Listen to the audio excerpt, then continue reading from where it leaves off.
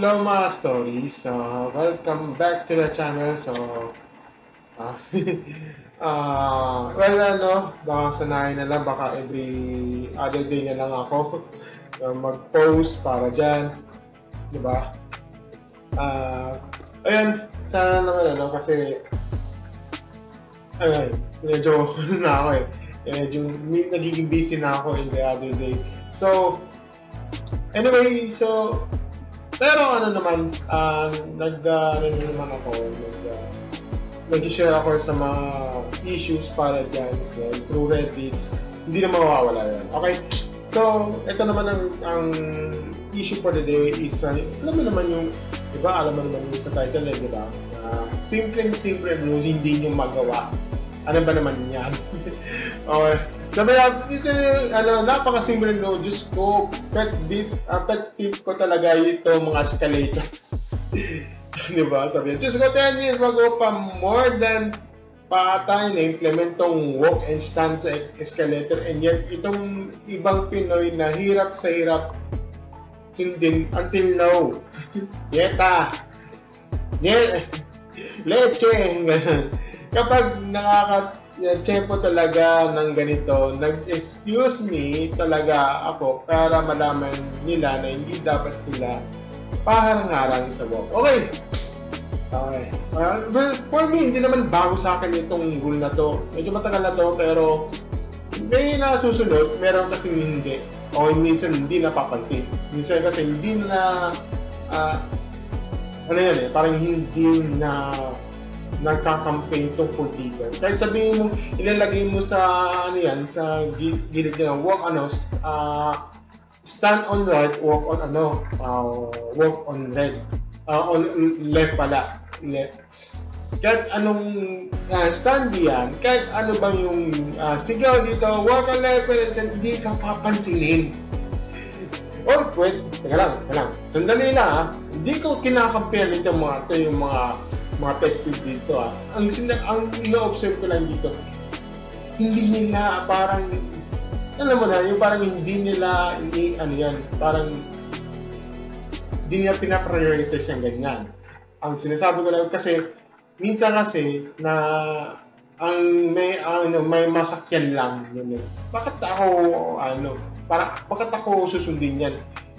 Diba? Unahin mo muna yung problema sa gobyerno bago yan. Yan yung sabi doon sa mga comment section noon pa. Oo, diba? Yun ang sasabi dito. Kaya minsan kasi, dati kasi nagkaroon kasi ng issue dito. Ewan ko lang ako kasi minsan sa ibang bansa, na-implement na nun, yun parang tinigil na ata, gawa kasi ng nagkaroon ng injury doon sa ibang bansa kasi parang parang nagkakaroon ng aksidente, ganun.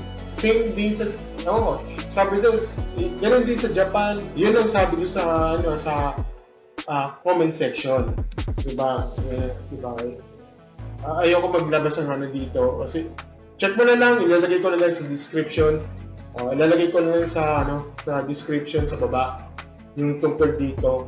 Kaya na lang bahala maghanap kasi yan yung nababasa ko. Wag ako kasi ako nag-react lang ako dito. Yun, masasabi ko lang dito is kung nag-i-injure din, dapat pala tanggalin mo na kasi parang nababaliwan lang to kung mag-i-implement na nyo, dapat merong campaign kayo sa mga mall owners dyan. Dapat may campaign kayo. Kung hindi talaga hindi nila susunod yan, tanggalin nyo na. Kasi nagiging parang palamuti na lang yan Mabaliwala, mabubura na lang yan. Ganyan. Diba? Wala, hindi na nasusunod yan Kahit anong gawin mo, kahit anong campaign mo yan, dyan, kahit anong ilagay mo sa paskil sa poster nyo, wala, hindi nyo makapansin yan. Kasi di ba? Kasi yan yung parang mindset kasi hindi iniisip yung reminders iniisip niya, anong papakain ko? Di ba? Anong papakain ko sa pamilya ko? bakit? Yung ba nga yung paskin niya, ikinakain ba namin yan? Hindi, di ba yung mga ganyan? Ano na, hindi ko, again, hindi ko pinagtatanggol yung mga pet food na ito. Ang sinasabi ko lang is yung mga ganyang, you know, na yun yung parang mindset ng mga tao. Ba't kinakain ko ba yan? Ganun. Ano eh. Parang mindset na parang ito lang, diba? Diba? Pero yun na, minsan na, yun yung sabi nyo sa, hindi na susunod, tinitigil na yung mga ganitong campaigns nito. Okay, yun lang, masasabi ko lang dito. Pero, I don't, again, hindi ko sinisingle out. Marami na nagsasabi ng ganito, okay?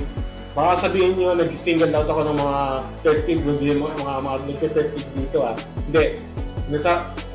Minsan kasi na, dami nagsasabi yan. Hindi lang sa Reddit, meron sa Facebook doon. Sabi ko sa'yo. Yun lang. Thank you lang sa madalian na lang to kasi hindi na kailangan ng yan, ng edit dito. May na lang ko. Nire-react ko yan kasi yun ang sinasabi sa mga tao, di ba? So, yun lang naman. Kasi hindi naman ako agree lang sinasabi kung kung mag-criticize kayo, okay, go. Pero hindi ako agree.